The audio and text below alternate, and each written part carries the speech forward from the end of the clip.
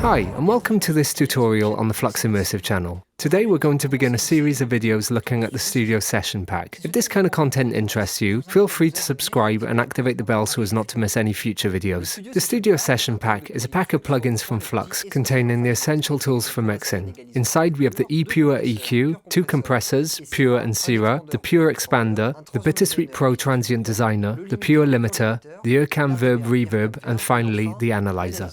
The Studio Session Pack versions of the plugins function in both mono and stereo and support a sample rate of up to 96 kHz. Rather than explaining in detail the functions of each plugin, I'm going to show you a mix that I made using the Studio Session Pack exclusively.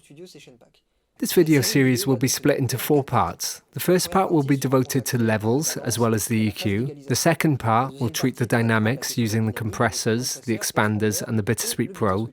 The third part will be devoted to spatialization using the Urcam Verb, and finally the last part will look at mastering. So here's our mix session in Reaper. The track on which we're going to work is a folk rock song. So here's the flat mix. I just waste away if only you could speak.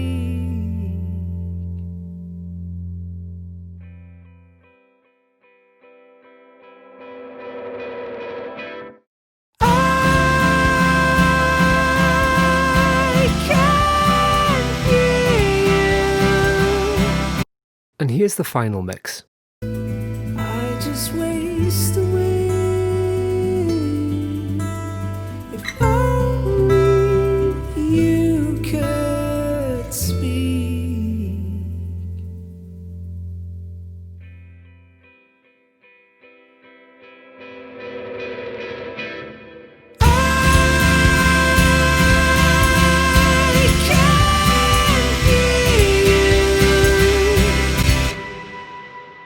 The first step when realizing a mix is to define our intentions and the elements which will constitute our sound.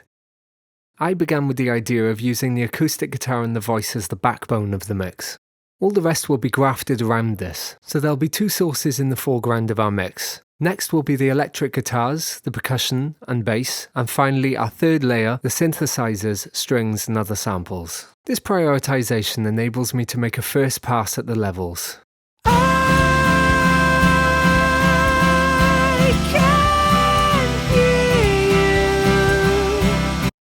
Already at this stage, we can note several points. The song has a large dynamic range, so it will be important to conserve that by keeping everything in its place. Also, the acoustic guitar is placed differently between the verses and the choruses. It's going to be necessary to heavily equalize the mid-range that is both too present and resonant. Let's begin by listening to the acoustic guitar.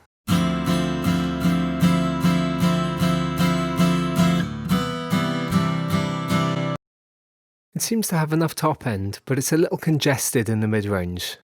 So I'll open ePure and explain my general approach to equalization. My first EQ band allows me to take out any superfluous bass. Seeing as the mix is quite busy, I'll need as much space as I can get for all the instruments, so I can't have that much bottom end in the acoustic guitar.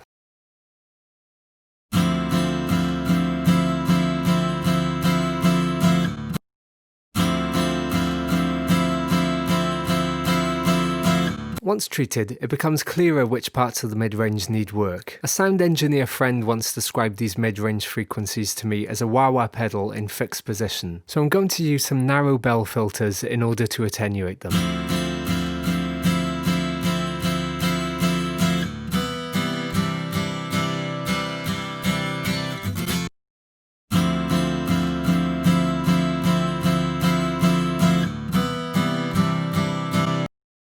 Now that we've cleared up the mid-range, I've applied a final filter to soften the high mids.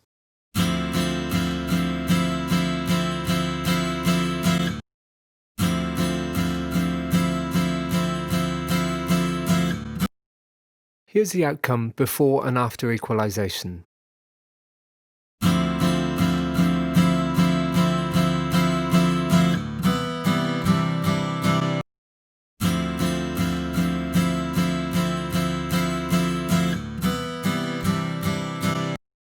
So I've just shown you an EQ that's completely subtractive, but don't think that this method has to be applied at all costs. When EQing, I always differentiate between that of which I have too much and that of which I am missing. I then find the equivalent gesture in the EQ. The electric guitars have been recorded quite dark and are congested in the mids.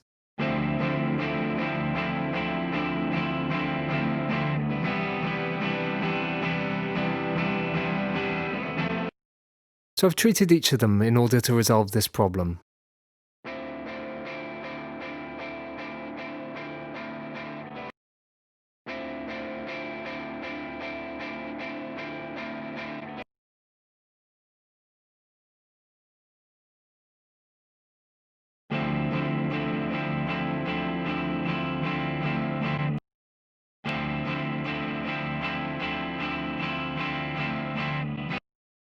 This EQ here is on a bus containing both electric guitars.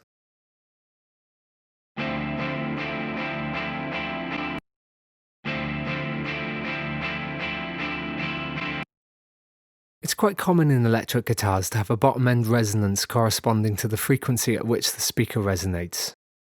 By reducing this resonance, we obtain a lot more clarity and precision in our mix. Also, to create a sense of unity, I made sure that the timbres were complementary to that of the acoustic guitar.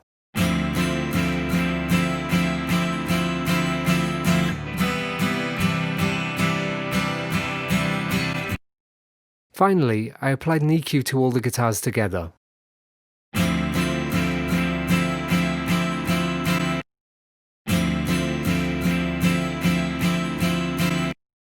For the percussion, particularly the toms, the job was a little more strenuous. I needed 2 instances of the EQer in order to obtain the desired colour.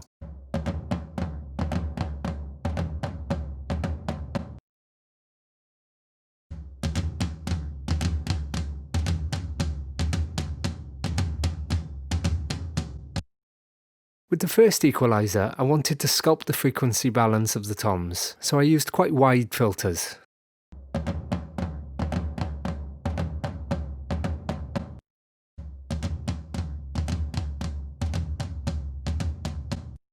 With the second one, as before, I wanted to attenuate the unwanted resonances in the mid-range.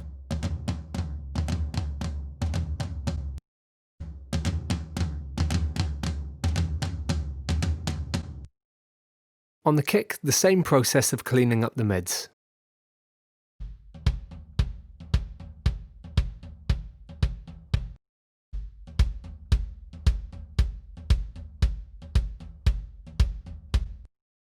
I also added a little bottom and top end.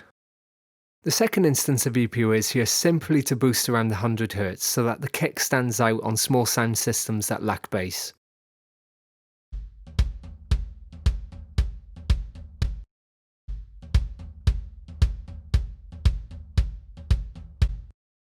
On the tambourine and the shaker, I mainly added high end so as to better place them in the mix. Here's the EQ on the shaker, on the tambourine, and on the percussion bus.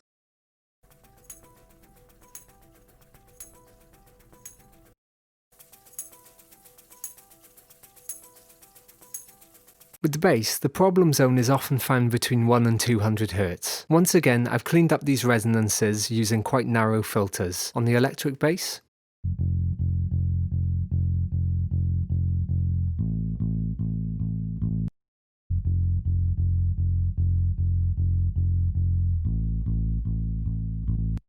on the intro bass,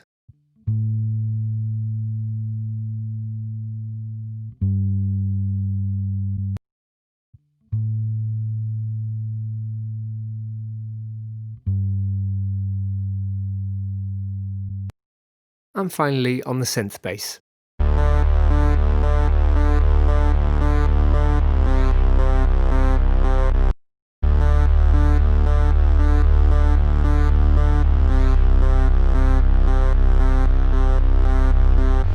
In the end, all the different elements of the arrangement require the same work. Clean up the resonant mid-range frequencies and place the sources in the mix. You'll notice that when I use a high-end shelf, I usually apply a filter in order to attenuate the last octave of the spectrum. Don't forget that this isn't a very good idea on correlated sources. For more on that, please watch my tips video on the EQer.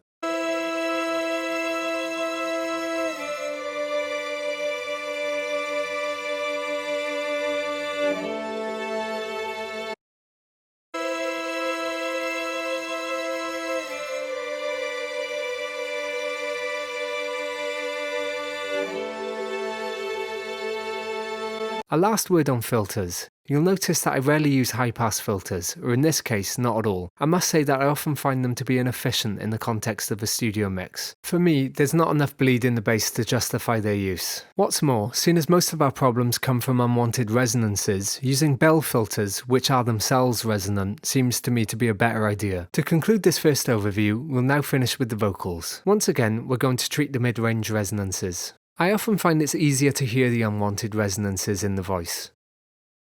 Calling to me, calling to me. Before finishing this video with a last listen, here are a few tips on equalization. The solo bus is very practical for listening to a source in order to identify and correct its problems, but all treatment of the sources must be made when listening in context with the rest of the instruments. There are no rules when EQing, only the result counts. If you need to use 20 decibels of boost, do it. At this stage, you may find the result of this mix a little thin in the low mids. This is a conscious decision in order to leave space for the reverb. So let's take a final listen with all the EQs together.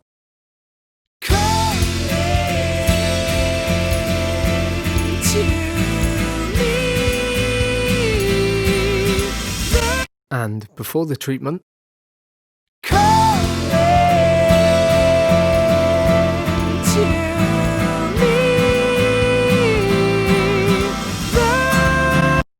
once again after equalization,